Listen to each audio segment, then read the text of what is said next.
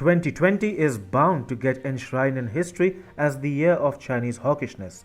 Throughout the year, Beijing bullied its neighbors and other rivals with a deadly pandemic, economic takeovers, tariff wars, wolf warrior diplomacy, border clashes, and maritime aggression. China has been claiming sovereignty over the waters of almost all its rivals in East Asia and Southeast Asia.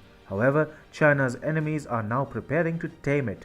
2021 is witnessing the rise of China's enemies. Almost all of China's rivals in the region are looking to ramp up their military firepower with lethal weapons. Keep watching to learn how China's enemies start the process of reining in the paper dragon. Hi and welcome.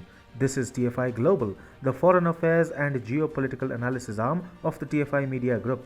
I am your host, Sanbir Ranhotra, and in this video, I will tell you how China's rivals are hiking their defense budgets with the object of neutralizing the growing Chinese threat.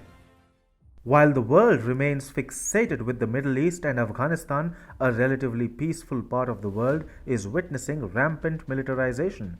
We are talking about East Asia and Southeast Asia.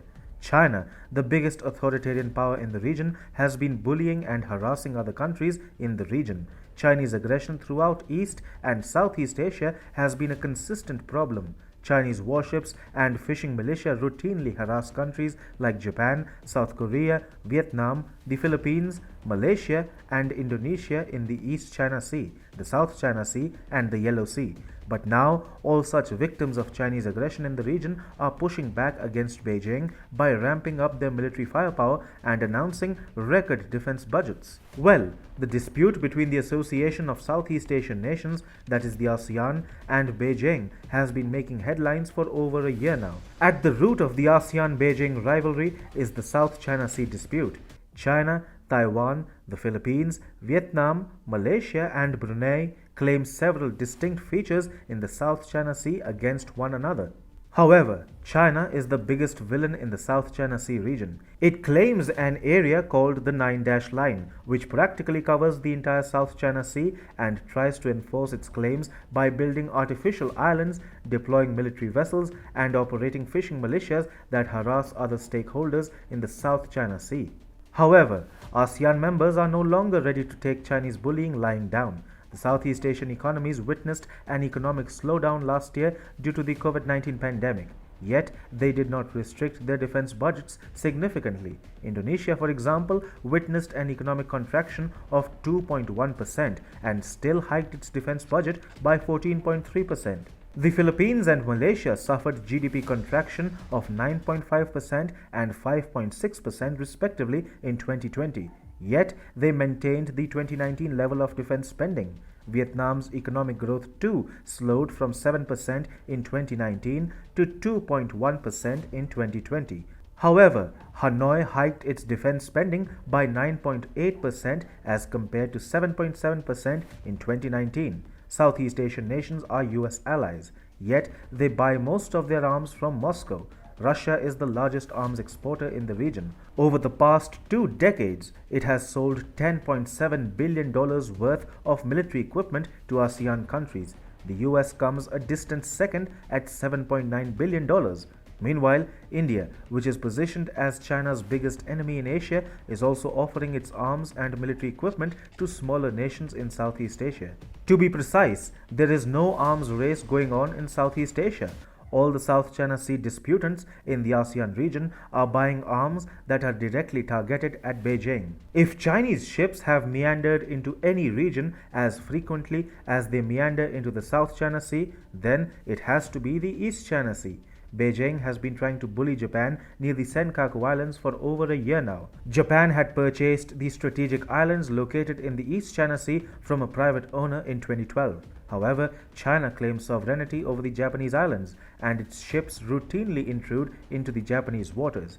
Chinese intrusions into the Japanese waters near the Senkaku Islands aren't really a rare event. Rather, Chinese ships have been sailing near the Japanese islands on an everyday basis for the past 1 year or so. In June, Nikkei Asia reported that Chinese ships sailed near the Senkaku Islands for 112 days on a trot. For Tokyo, negotiations with China don't seem like a prudent option, and the Japanese government is increasingly relying on the enhancement of its military capabilities.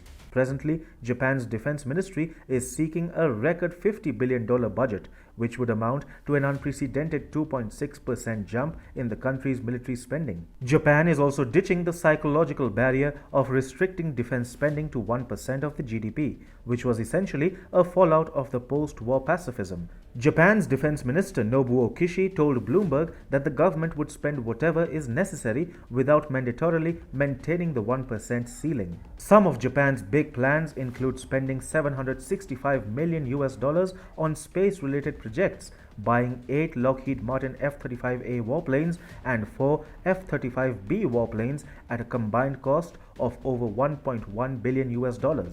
The maritime disputes between Seoul and Beijing don't get reported as often as the Senkaku dispute or the South China Sea dispute. However, Chinese belligerence against South Korea in the Yellow Sea is just as blatant and objectionable. There is an imaginary line of longitude, the 124th meridian east, that divides Korean and Chinese maritime zones. It has no recognition in international law but has been traditionally honored as the point of separation. However, an expansionist China doesn't care about international traditions, conventions, or even laws. As per data from South Korea's Joint Chiefs of Staff and the Navy, Chinese Navy patrol ships are seen around the 124th meridian east on an everyday basis. Chinese naval surveillance planes routinely fly in the skies above the 124th meridian. In fact, Chinese patrol ships frequently cross the 124th meridian east and move into Korean waters near South Korea's westernmost territory of the Baikryong Island. So, what is South Korea doing about China? Well, you must have guessed it by now. Seoul is acquiring lethal arms to deter Chinese aggression. South Korea's Ministry of National Defense has proposed a defense budget of $47.6 billion for 2022, which effectively implies a year-on-year hike of 4.5% in the country's military spending. South Korea plans to equip itself with tactical nuclear weapons, nuclear-powered submarines, and hypersonic missiles in a clear plan to take on the paper dragon. Apart from the East and Southeast Asian rivals of China, Australia is also spending heavily on its defense forces. This year, the country announced a whopping $44.6 billion defense budget. Again, Australia is looking to acquire long-range missiles and hypersonic missiles, apart from revamping its aging submarines in a clear attempt to blunt Chinese aggression in the Indo-Pacific. From East Asia to Southeast Asia and Oceania, almost all Chinese rivals are hitting back at Beijing's maritime aggression. All of China's rivals in the region are thus readying to give it a bloody nose.